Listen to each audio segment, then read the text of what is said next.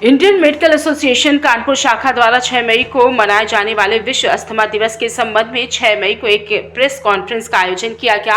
इस press conference को IMA Kanpur के अध्यक्ष डॉक्टर नंदिनी रस्तोगी ने कानपुर के वरिष्ठ पत्रकारों के साथ अस्थमा रोग के अवगुणों के बारे में संयुक्त रूप से संबोधित किया।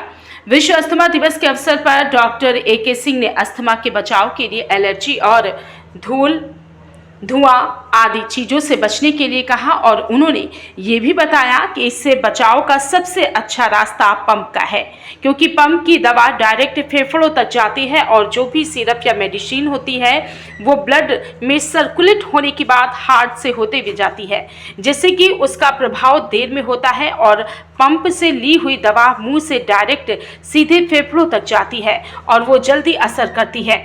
वही अस्थमा के लिए ये फर्स्ट लाइन कही जाने वाली दवा मानी जाती है और इसके लिए उन्होंने कुछ लक्षण बताए और कहा कि ये 1 से 15 वर्ष की आयु तक अगर अस्थमा होता है तो इसको ठीक होने में कम समय लगता है, लेकिन यही अस्थमा अगर 30 वर्ष के ऊपर होता है तो इस पर स्पष्ट रूप से नहीं कहा जा सकता कि ये ठीक हो जाएगा।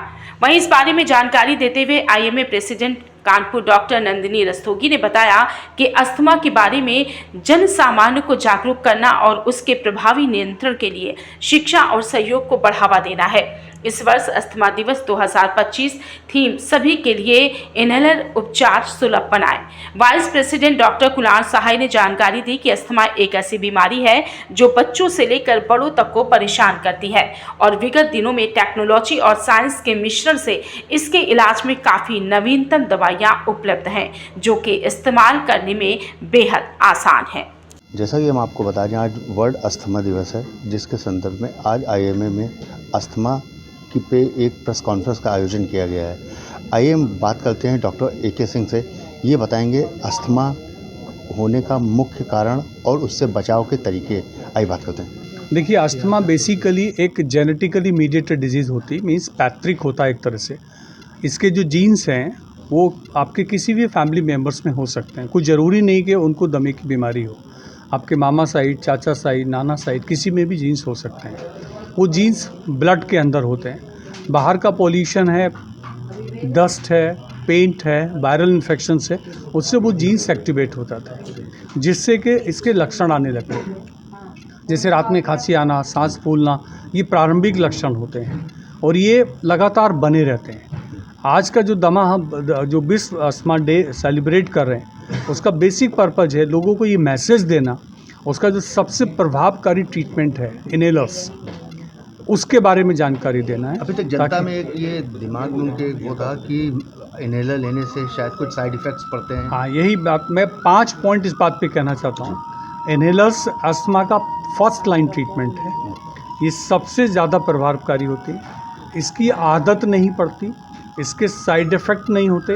मेरे विचार से किसी भी प्रकार से कोई ऐसा साइड इफ़ेक्ट्स नहीं होता जिससे कि यदि आप अस्थमा की बीमारी झेलते हैं, वो ज़्यादा साइड इफ़ेक्ट्स पैदा करती है रादर दैन ये दवाइयों के मामूली से। बल्कि इससे लोगों की बच्चों में ग्रोथ भी अच्छी होती है। हम लोग इस बात की जागरूक कर रहे हैं कि जो वर्ल्ड अस्थमा डे की थीम है कि सभी के लिए इनहेलर का उपचार आपको सुलभ करिए, यानी easy access to inhalers for every patient of asthma. समाज में बहुत बड़ी ये भ्रांति है कि इनहेलर जो हैं वो सेफ नहीं होते, वो एडिक्टिंग होते हैं, लेकिन इनहेलर हर अस्थमा के मरीज़ के लिए फर्स्ट लाइन थेरेपी है और इसको सही ढंग से लेना, चिकित्सक से सही सीखना और अपने active asthmatic attack, acute asthmatic attack से बचाव करना, ये आज हमारे उद्देश्य है कि हम अपने मरीजों में ये समझा सकें।